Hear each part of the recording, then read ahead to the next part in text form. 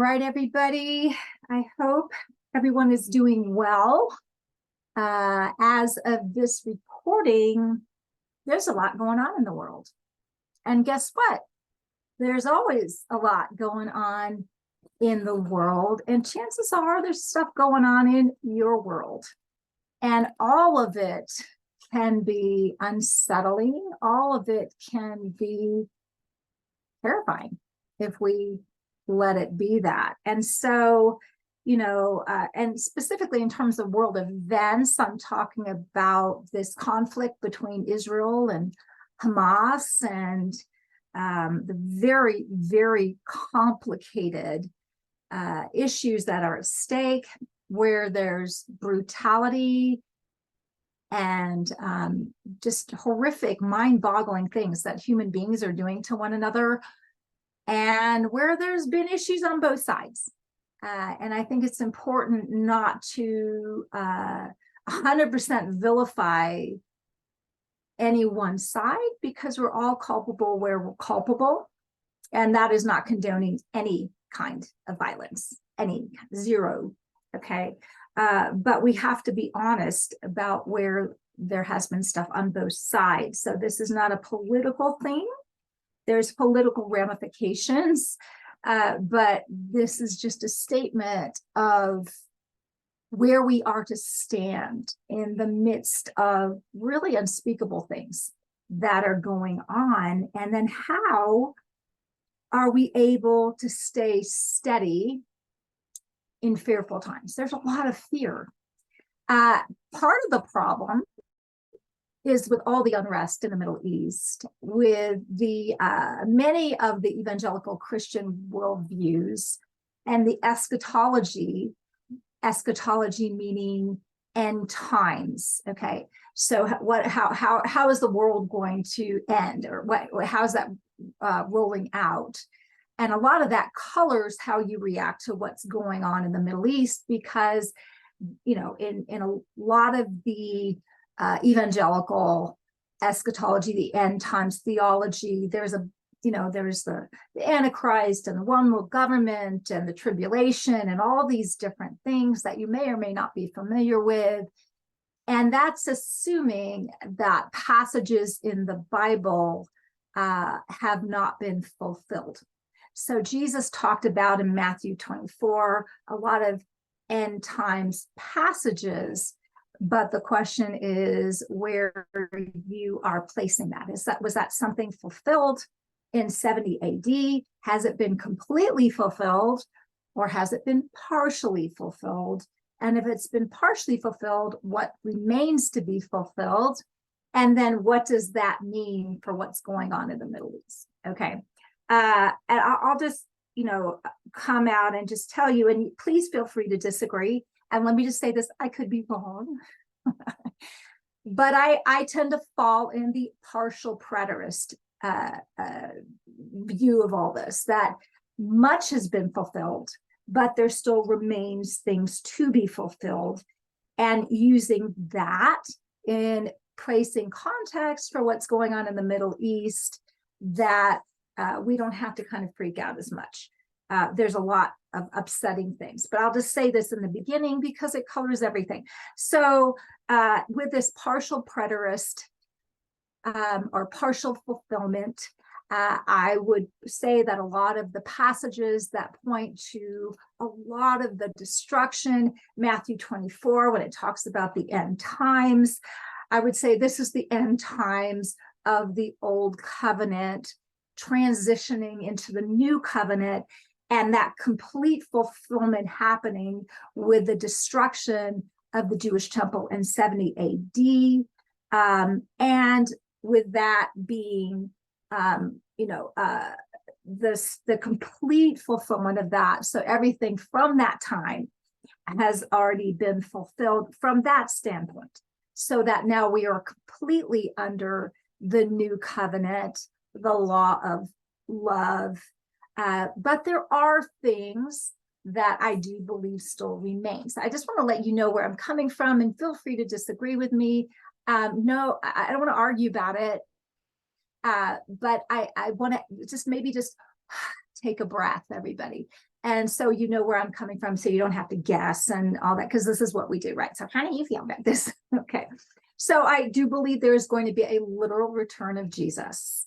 I do believe there will be a resurrection of the dead and a final judgment. And there's a white throne judgment and a final judgment. And I don't believe they're the same thing. I believe the white throne judgment was the judgment of the old covenant, the temple system. And there was judgment with this whole destruction in fire, all of that horrific stuff. That is actually historical truth in 70 AD. And that there will be a final judgment where everyone's resurrected. If they've died, they're resurrected, and there will be a judgment. And then in that judgment, what is being judged, and it's going to be happy. I'm just saying, because God, as the just judge, sees all. As the person of love, he sees all. And there will be a judgment where we are judged. And I'll get to that in a bit. How are we going to be judged? Do we need to be afraid? Yes or no? Okay. And I want to put this in context because we've got to unhitch a lot of what is happening in the Middle East, which is horrific. Okay. From a lot of our kind of messed up, not well thought out. It doesn't really hang when you press it hard, if you're honest. Okay. We don't want to parrot back what we've been taught, but we want to be wise and look what's been fulfilled, what's not fulfilled, why is that, all of that. And then how do we react to what's going on in the Middle East? And unfortunately, I have to put some of this end time stuff out there because so much of the body of Christ is responding to this with that, so that they're kind of like, okay, this horrible thing's coming, let's get it over with. And they're really kind of pushing for wars and all this kind of stuff because they feel like when that comes and Jesus gets to eventually come back, we'll be sucked out of here with the rapture, which I don't buy. And it's okay if you do, so no condemnation. And then the Antichrist will reign, and then finally Jesus will come back. And I really don't buy that eschatology. It's actually very new eschatology. It's new, like 200 years old. And so the church fathers and mothers really didn't subscribe to that. I don't believe Jesus was talking about that. He was talking about something, but I believe it was forecasting 70 AD, not a one world government, rapture, all that kind of stuff. That's a whole huge topic in and of itself, but I wanted to let you know where I'm coming from. I'm not uber dogmatic about it because I'm called to focus on love. However, I've got to come out and let you know where I'm coming from so that we can address, okay, so now if that's the case, okay, how do we look at what's going on in the Middle East? And what happens is we start to get massively confused, massively afraid when we just conflate all these things together. And then we can't answer in a way that's wise, in a way that's steady, in a way that carries peace, in a way that's desperately needed because we're tripping all over ourselves with our kind of, I personally feel, messed up eschatology, but also just tripping all over ourselves, regardless whether I could be wrong, okay, with the eschatology, but I really don't think I am, however. But what is not up for debate is how we're supposed to handle the issue of fear, the issue of being steady, being a light, being love, being peacemakers, all of that, those are not up for grabs, regardless of your eschatology, okay? But I had to mention that rather briefly because it's so driving so much of kind of the fear-mongering and a little hysteria in the midst of incredibly real issues. That the stories that are coming out of Israel are crazy, it's so hard to get your mind around that with all the terrorism and civilians and what's happening. And I don't want to, you can go to the news and it is horrible. But how are we supposed to respond? Because what we don't want to do is demonize a whole people group and saintize a whole nother people group. And there's culpability on both sides. And let's be clear-eyed. Okay, so if we are the ones who are one with the person of Christ, and he has a lot to say about everything, how are we to respond and stay steady, keep ourselves steady, because we can't help others if we're freaking, okay? Deep breath, everybody. A lot of horrific stuff going on. That's not to water down a dang thing.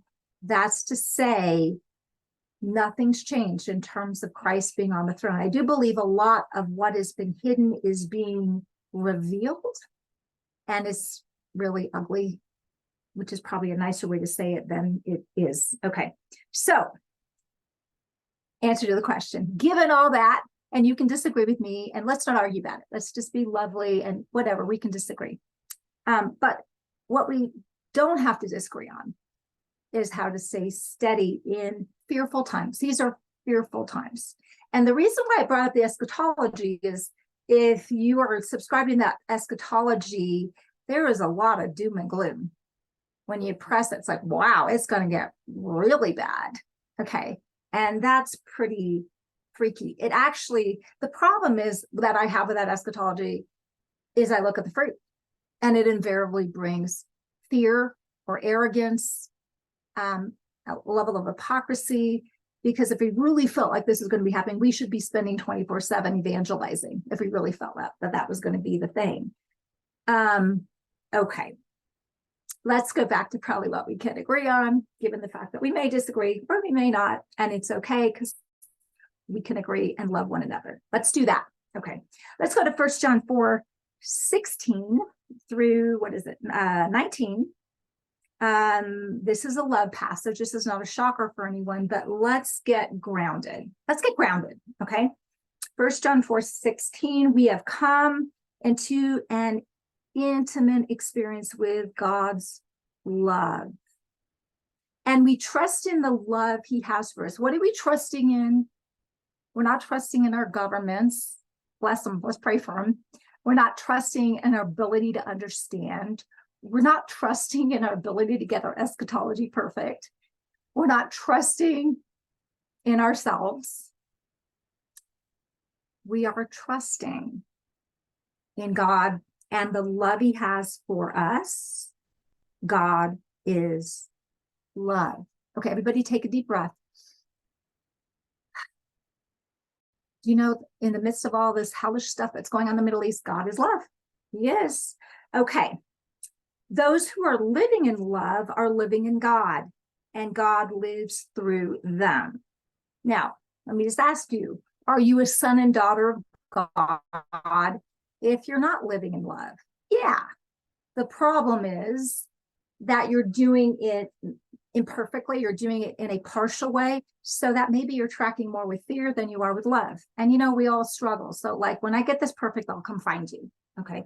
But this is a standard he has. Okay. So those who are living in love are living in God, and God lives through them. By living in God, love has been brought into its full expression in us, so that we may fearlessly face the day of judgment. Remember, I said eschatologically, I believe that is in the future. Okay. Because all that Jesus now is, so are we in this world. So I'm going to pause. We're going to go back to that passage in just a bit, but I'm going to talk a little bit about the day of judgment.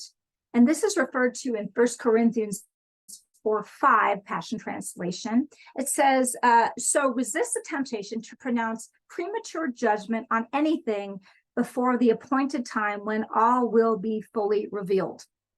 Okay, so let me just ask you, has all been fully revealed? No, it's not. There's a lot going on. It hasn't been fully revealed. Okay. Instead, this is what we're being instructed. Wait until the Lord makes his appearance. I don't believe that's the rapture. Okay. Until the Lord makes his appearance. I believe that's the second coming. For he will bring all that is hidden in darkness to light and unveil every secret motive of everyone's heart. Okay. So let's just talk about ourselves. Okay. So the secret motives of our heart, has everything been done in love? No. Okay. So let me say, just live before the Lord in honesty. Because sometimes we have motives we are not even aware of, right? So this is where we just live before the Lord in honesty, in just like as much as we can. And then the Lord reveals to us. This is where we're culpable. Okay. And as we do that, God is purifying, right? We're yielding to the purifying fires of love in our motives, in our intents, in our hearts. And there's all stuff for all of us that are being burned up, but we're not condemned in that. Okay. You're not, everything's already been forgiven, but we need to walk out the process where it's not just what we do and say, it's the intents and motives of our hearts. Okay. Then when the whole truth is known, get this, you ready? The whole truth. When it's all out there. How many of you were taught like God has this video and you're going to have to witness all the failures and all the sin done and all. God's not a jerk. If he's loving, he's forgiven. He's also cast it out in the sea of forgetfulness. He's not going to sit there and bring it up. It says, then when the whole truth is known, because let me just say, for every sin that you've done, there are things that were drivers. I'm not saying excuses, but that were also mitigated, choices that we've made, our self-protection, our fear, our ignorance, all of the things that we've done. Then when the whole truth is known, each will receive praise from God. See, when he strips it all, he's already forgiven you, right? And you're already in process. Okay. So God will pour light on the hidden things of darkness. Okay. So when that's all stripped away and God has purified it all, guess what? When you stand before God, you'll receive praise. What were you expecting him to do? Like whip out all these things? Okay. I'm not saying he's going to say the sin you did, the horrible things that you and I have done are okay. No, of course not. It's been forgiven. There is a judgment, but there's also this work that we stand before our God as Christ in this world. I'll go back there in a second. The commentary says the clear inference is that God will bring light to the secret motives of love, faithfulness, righteousness, kindness, etc. Not only evil motives, but the pure motives of believers. How many of you have been misunderstood? How many of you have tried and you just have struggled? Okay. When the Lord judges his godly lovers, their secret devotion and sacrifices will all be brought into the light, and God will praise them for their faithful love. He didn't say perfect every time. He said, for the place that we've had faithful love, we'll be praised, right? The reward of eternity will be that God affirms them, affirms you. Okay. So this is why, beloved, in your imperfection, and that's all us. Okay. This is why, by living in God, First John 4:17, by living in God, love has been brought to its full expression in us so that we may fearlessly face the day of judgment. Because all that Jesus now is, how awesome is Jesus? How perfect and mature and holy and beautiful and righteous is Jesus. All that Jesus now is, so are we in this world. Are you in the world? Are you a we? Okay. So that's who you are. And who you are, how God created, he will praise. And then there's times when you really cooperated with that. Maybe it didn't come out good. Maybe no one recognized it.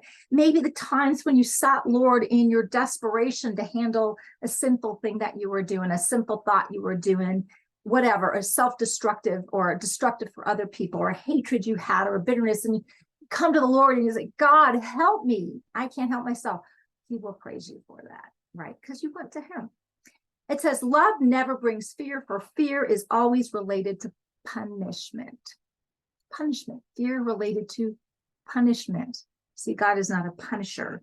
But when love's perfection drives the fear of punishment far from our hearts, oh, it says, but love, it's not when, but love, it's just stating it. Love's perfection drives the fear of punishment far from our hearts. Whoever walks constantly afraid of punishment has not reached love's perfection. Okay, so for those of you who have a tendency for self-condemnation, number one, resist that, please. Okay, God wants you to resist that because he actually did something on that cross. But it is diagnostic.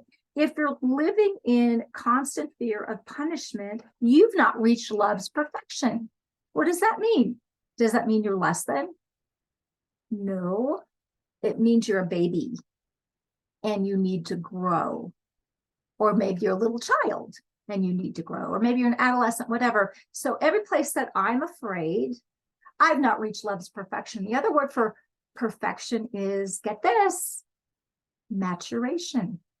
So let's put it this way. Whoever walks constantly afraid of punishment has not reached love's full maturation. You're not mature if you're afraid of punishment. Okay, so hey, continue to grow. That's what we're doing here. Okay, our love for others is our grateful response to the love God first demonstrated to us. See, this is how we can love. This is how we can love and bless our enemies. This is why we don't need to become full of hate and become what we hate in response to horrific things. This is how we can be steady. Okay. 1 Corinthians 15, 57 through 58. But we thank God for giving us the victory as conquerors through our Lord Jesus, the Anointed One. So now, beloved, this is you. You are beloved. Stand firm, stable, and enduring. Live your lives with an unshakable confidence. What are you confident in? The one who loved us and gave himself up for us. That's what we can be confident in, okay? We know that we prosper and excel in every season by serving the Lord. Another translation says that we're not served in vain. What you've been doing for the Lord is not in vain. You're looking around the darkness and you're saying it's getting worse. Well, that's probably what you're seeing. And maybe it's the evil that is being exposed, okay? All right, let's keep on remaining steady in fearful times, right? Okay, Ephesians 3:14 through 20, Passion Translation. This is Paul speaking to the church at Ephesus, speaking to you, beloved. So I kneel humbly in awe before the Father of our Lord Jesus, the Messiah, the perfect Father of every father and child in heaven and on earth. Okay, so let's quick quiz. Who does this apply to? It applies to everybody. Are you a human being? Yeah. Are you acting like a human being? Maybe or maybe not, or someone else, whatever, the terrorist factions, whatever, aren't. Okay. Does that mean that God's not their father? No, it just means they don't know it. They forgot their own humanity, whatever's happening there. But what's not up for grabs is God is the perfect father of every father and child in heaven and on earth, okay? And I pray that he would unveil within you the unlimited riches of his glory and favor until supernatural strength. This requires supernatural strength. We're not going to do this in our own strength. So just don't it's not going to happen, right? I don't got it. You don't got it. Let's just be honest. But we got it through Christ, okay? Supernatural strength floods your innermost being with his divine might and explosive power. There is oomph, okay? Then by constantly using your faith, and let me just help you, you don't have to work up your faith. You get to draw your faith, you get to draw on with the faith of Christ who loved you and gave himself up for you. How much faith do you think Jesus has in his mastery? Okay, so this is what we're writing on. So it's not for you to work it up. Okay, that just makes me tired. Okay, the life of Christ will be released deep inside you, man. We got to go deep. Where are you going to find this peace? Where are you going to find staying steady? Go deep. If you haven't found it yet, go deeper still, babe. because that's where the one who loved you and gave himself up for you is, okay? And the resting place of his love, baby, you can rest in the place of his love, will become the very source and root of your life. What is the source and root of your life? This is being rooted and grounded in love. Other translations, but this is really helpful. It says, then you will be empowered. Okay, this gives you the empowerment. Okay, I need to be empowered, baby, and so do you, to discover what every holy one experiences. And just in case you thought that was a loophole, no, baby, you are holy because that's what Christ did for you. So quit arguing with him, okay? And the more you agree with him and let him minister that to you, the holier your behavior and your attitudes and your thoughts and all of those things are going to be. What every holy one experiences, this is you engaging with God, the great magnitude of the astonishing, jaw-dropping love of Christ in all its dimensions. Other translations, length, breadth, depth, and height, right? How deeply intimate and far-reaching is his love. How enduring and inclusive. Who is outside the bounds of love? Nobody. The people that are doing monstrous things, acting like monstrous, that they're still loved. They don't know it. Okay.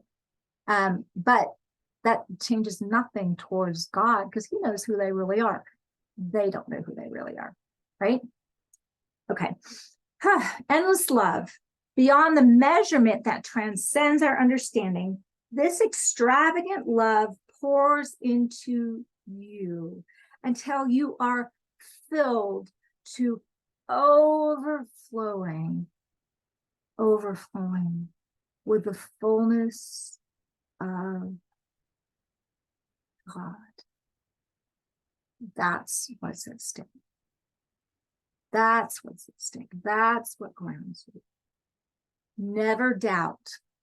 And if you're doubting, doubt your doubts. Okay? God's mighty power, we're talking dunamis, explosive might, to work in you. In you.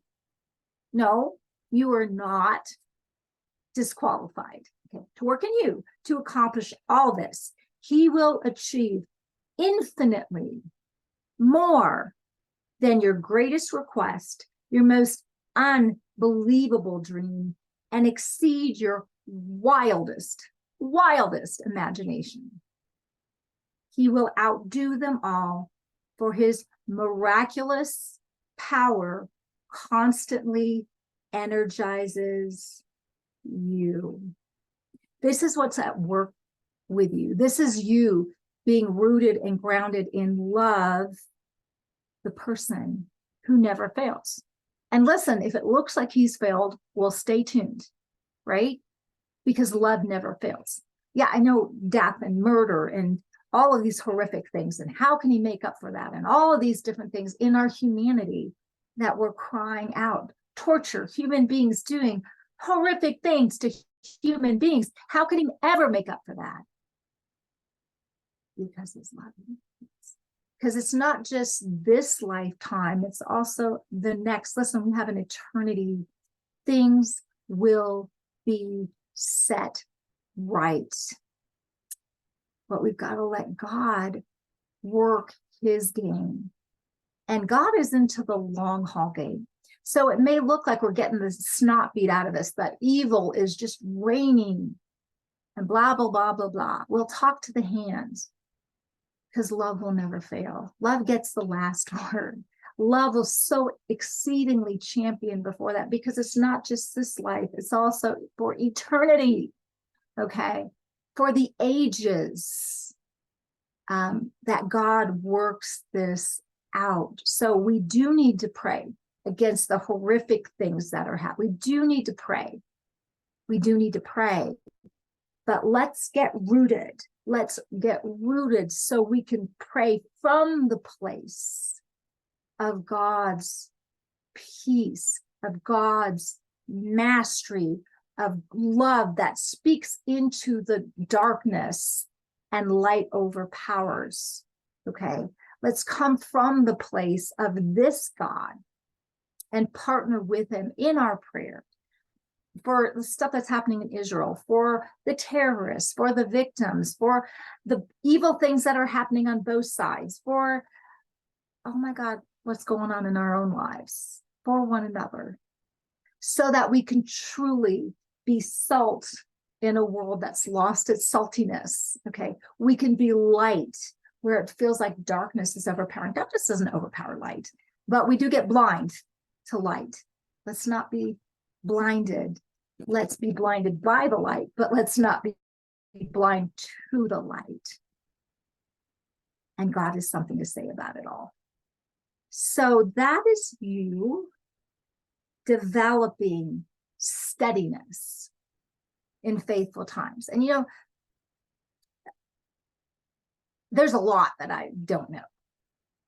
Okay. And I wouldn't presume to speak on. But I can say that I do know this God. And you, if you go deep, know this God. And he's the one to steady you. We need to get steady ourselves first, and then we can speak. Okay? And it's not about a doctrine. I mean, I mentioned doctrine because it does matter. No, it's about this relationship that transcends it all, right? Okay. Anyway, I hope this has been a blessing for you today. And I just, check where you are right now. Check just like inside, go inside right now and see how you're feeling. Is there the fruit of peace where you were fearful and anxious? Is there the fruit as you're meditating on this? Does this bring that? Yeah, but I don't know. Well, I don't know either. I don't know how it's going. I don't know exactly. I don't know. I'm glad I'm not having to make these decisions for the government. Glad that's not my. But I do know the one who loved me and loved you and gave himself up for us. I do know that.